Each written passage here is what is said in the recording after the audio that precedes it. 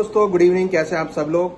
तो यहाँ हमने देखा कि निफ्टी की जो एक्सपायरी थी वो बहुत रेंज बाउंड होती हुई नजर आई। जैसा हमने एक्सपेक्ट किया था वैसा ही निफ्टी की आज एक्सपायरी देखने को मिली। मंगलवार को निफ्टी अगर आप देखेंगे तो 0.21% की गिरावट के साथ 24,187 के लेवल पे क्लोज हुआ। वहीं अगर आप देखेंगे तो बैंक निफ्टी करीबन 0.39% की गिरावट के साथ 57,835 के लेवल पे क्लोज होती हुई नजर आई। सेंसेक्स करीबन 31.31% की गिरावट के साथ 77,470 के लेवल पे क्लोज हुआ। तो कहीं ना कहीं हमने देखा बहुत रेंज बाउंड मार्केट रही और जो रेंज हमने मंगलवार के लिए एक्सपेक्ट की थी उसी रेंज में मार्केट ट्रेड होता हुआ नजर आया। तो हमारी आप प्रीवियस वीडियो में जाकर चेक कर सकते हैं हमने किस तरीके का एनालिसिस किया था।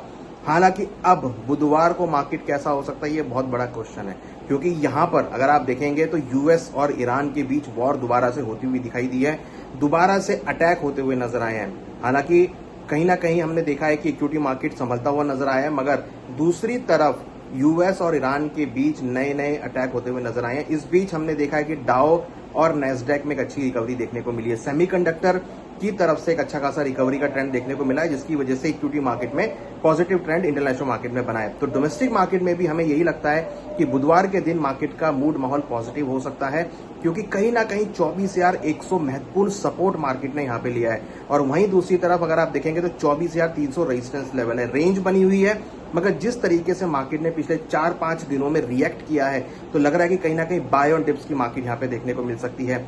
24,300 का लेवल अगर ब्रेक होता है तो 24,400, 24,500 ये रेंज हो सकती है।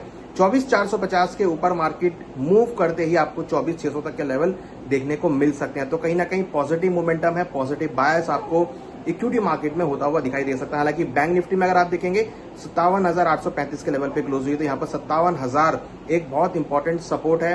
हायर साइड में 58,800, ये 58,800 का रेजिस्टेंस है। 58,800 अगर ब्रेक होता है तो ऊपर में 59,000 से लेकर 60,000 तक के लेवल आपको देखने को मिल सकते हैं। सेंसेक्स की अगर बात करें तो 76,500 बहुत स्ट्रॉन्ग सपोर्ट बनाया है। ऊपर में 78,000 रेजिस्टेंस बनाया है। 78,000 अगर ब्रेक होता है तो 79 से लेकर 80 तक के लेवल देखे जा सकते हैं। बहुत मच अवेटेड है ब्रेकआउट आना हायर साइड में। अगर ये रेजिस्टेंस लेवल ब्रेक होते हैं, जो कि लग रहा है कि शायद बुधवार को आपको ब्रेक होते हुए नजर आए, तो एक अपसाइड मोमेंटम यहां पे बन सकता है। तो यहां अगर आप देखेंगे तो कहीं ना कहीं पीएसयू बैंकिंग में, जैसा हमने एक्सपेक्ट किया था कि पीएसयू बैंक्स में आपको रिकवरी देखने को मिलेगी, तो मंगलवार के दिन भी हमने पीएसयू सेक्टर में अच्छी खासी रिकवरी आती हुई देखी।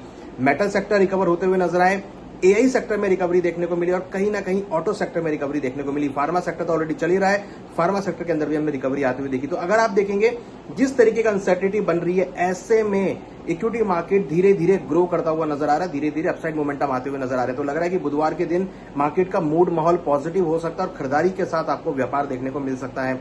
रुपी में आज हमने अच्छी एप्रिसिएशन आती हुई देखी, करीबन 0.15% के आसपास रुपी एप्रिशिएट हुआ, जो कि एक पॉजिटिव इंडिकेटर है। हालांकि क्रूड के भाव अगेन 2 से 3% इंक्रीज होते हुए नजर आए, जो थोड़ा सा नेगेटिव रोल प्ले कर रहे हैं, बट कहीं ना कहीं टॉक्स यहां पर स्टार्ट होती हुई दिख सकती हैं, जिसका इंपैक्ट आपको क्रूड पे आता हुआ दिखाई देगा और वो मार्केट के लिए पॉजिटिव होगा। तो कहीं ना कहीं हम देखें तो बुधवार के दिन मार्केट का मूड माहौल पॉजिटिव हो सकता है और यहां पे आपको रिकवरी देखने को मिल सकती है और मार्केट में आपको खरीदारी के साथ ट्रेड बुधवार को देखने को मिल सकते हैं।